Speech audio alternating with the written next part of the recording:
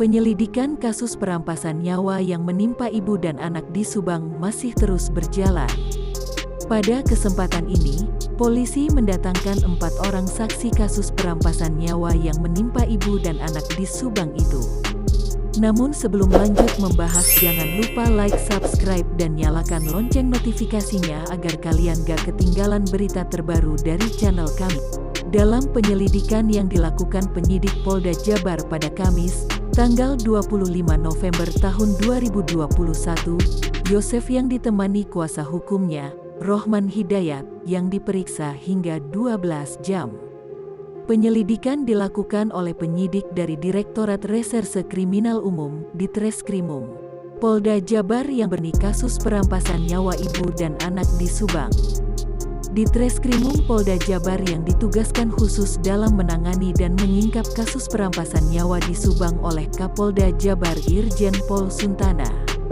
Menurut Rohman Hidayat, kliennya mendapat undangan untuk menjalani penyelidikan pada pukul 10 waktu Indonesia Barat.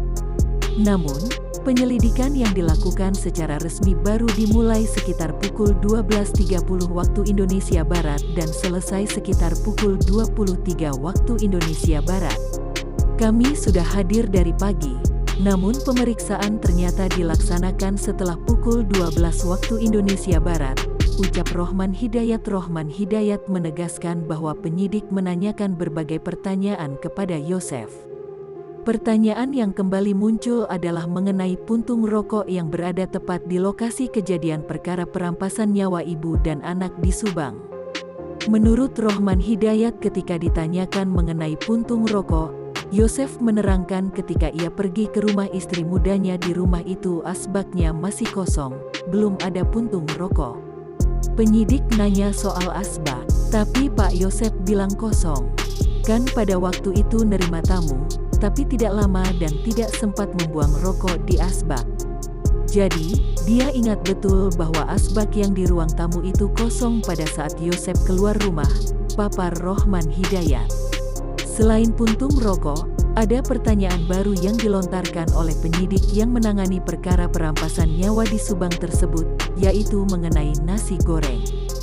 Rohman Hidayat menjelaskan bahwa penyidik menunjukkan sebuah foto meja makan yang berada di TKP.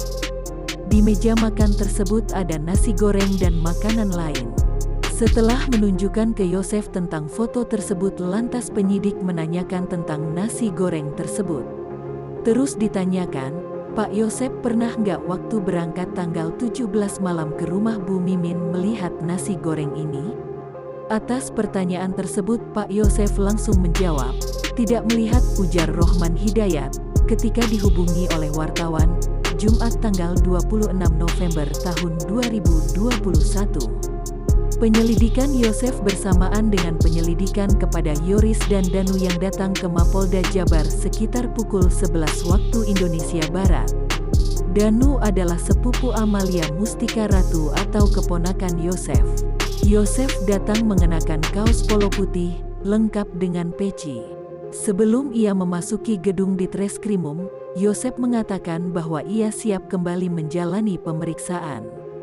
"Ya, siap," ucap Yosef sebelum masuk ke ruangan pemeriksaan Ditreskrimum Polda Jabar.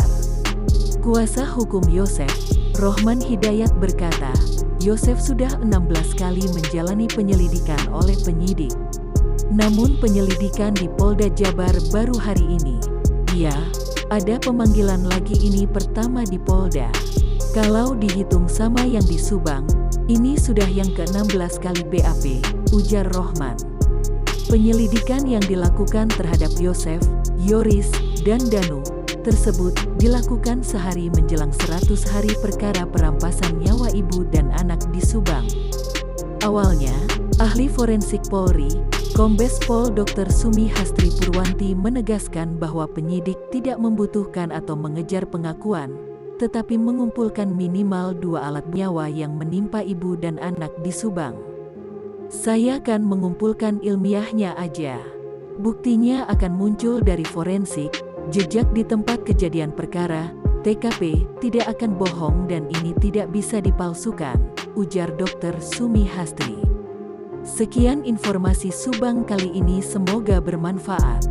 Terima kasih sudah menonton video kami dan sampai jumpa di video selanjutnya.